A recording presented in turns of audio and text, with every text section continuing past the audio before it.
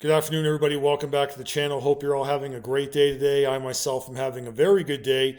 And I'm back today to continue my Friday the 13th franchise review. And today I'll be talking about a film that really kind of had people 50-50. It was Friday the 13th, Part 7, The New Blood, that was made by John Carl Buechler in 1988. It was made after some time after the events of Jason Lives, and Jason Voorhees has been actually chained at the bottom of Camp Crystal Lake following his encounter with Tommy Jarvis. And the movie focuses on this little girl, Tina Shepard, who sees her mother being beaten by her father, and she goes out to the canoe to try to get away from the commotion. And her father comes running out, and he tries to plead with her to come back, and she ends up potentially killing him by accident because she has the ability to move things with her mind, and she ends up letting her anger get the better of her, and that caused her dad to actually die.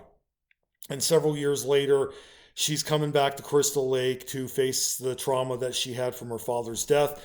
She's coming up there with her mother, and seemingly they will be staying with this specialist named Dr. Cruz, who seemingly at first comes off as somebody that has intentions to help Tina, but we soon learn later in the movie that he has secret intentions to drive her crazy, and he has his own selfish gain by this whole thing. And at the same time, Tina, she accidentally awakens Jason Voorhees from his watery grave when she tries to revive her father. And Jason is going around killing people. He goes after Tina, he goes after Tina's mom, he goes after the people, vacationers that are staying across the way from them. And, Jason in this movie is probably the most grotesque that I have ever seen in the Friday the 13th films. Director John Carl Buechler said that he had actually wanted to make Jason have more damage from the previous movies that was just really not utilized as much in some of the earlier movies, which I do agree with that statement, even though Friday the 13th Part 6 Jason Lives, we see that Jason has turned into a zombie after being buried for as long as he was. And when he came back, he had the ability to regenerate quicker. He could take greater punishment and keep coming, and he was more stronger. And in this movie, he's more grotesque. He's got his spinal cord you can see going down his back. The mask itself is starting to grow into his head. Like he literally is just a freak of nature when the mask gets ripped in half. When he's facing Tina, she manages to rip his mask in half, and that causes everybody to see his face, and it's just the most demonic thing ever. And they really went to levels to make Jason more of an abomination from hell in this movie. It was fantastic. The makeup for Jason in this is absolutely the best that it's ever been. Um, Jason was played wonderfully by stuntman Kane Hodder, who actually had worked on a film years prior with the director John Carl Buechler. And Kane Hodder wanted to bring more anger and rage into Jason that many felt was not seen very much of in the previous versions of Jason, despite they both openly praised CJ Graham from Jason Lives. And ironically, that if Kane Hodder had said no to playing Jason, CJ Graham was going to come back and play Jason in this. And CJ was definitely a great Jason, but I could tell you that Kane Hodder was on another level. Like the way his movements were, he would just stand there and do this thing with his shoulders, and he would just breathe really heavy in the mask, and he just had that angry persona to where Jason's rage was just really at an all-time high.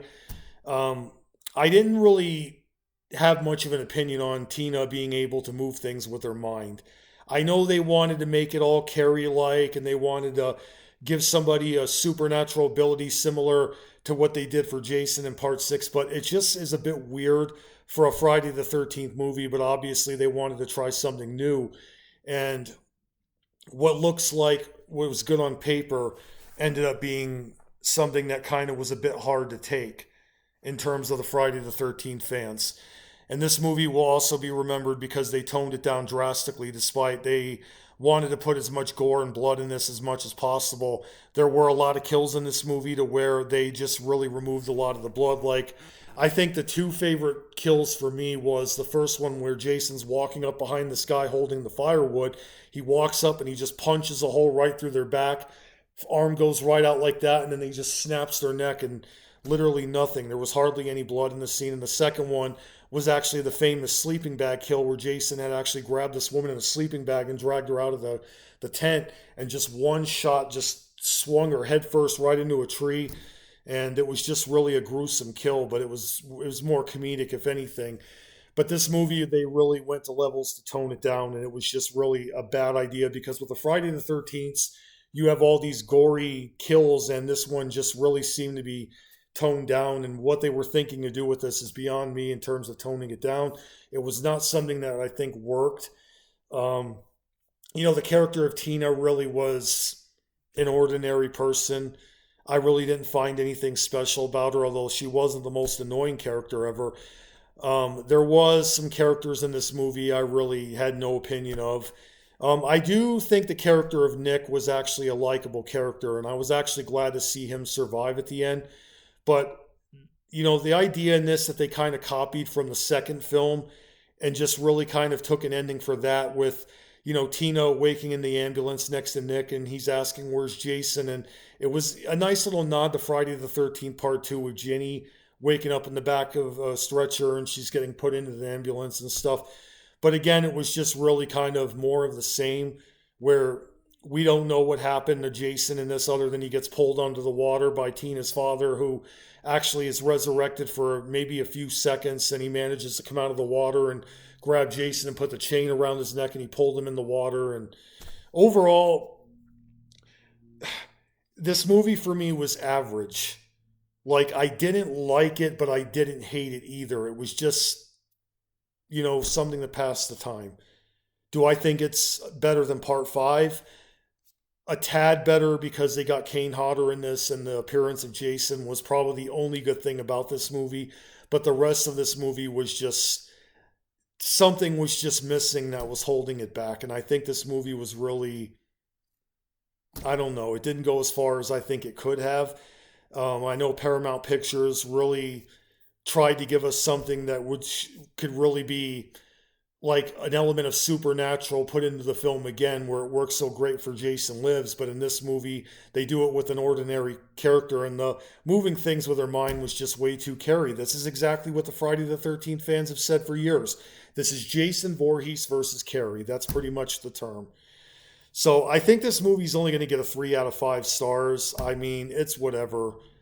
I just, I didn't like it, but I didn't hate it either. I just, average movie, 3 out of 5 stars. Friday the 13th, Part 7, The New Blood. Tell me what you guys think in the comments section. Hit the subscribe button if you're brand new to the channel. Thanks again for watching, and I'm out of here.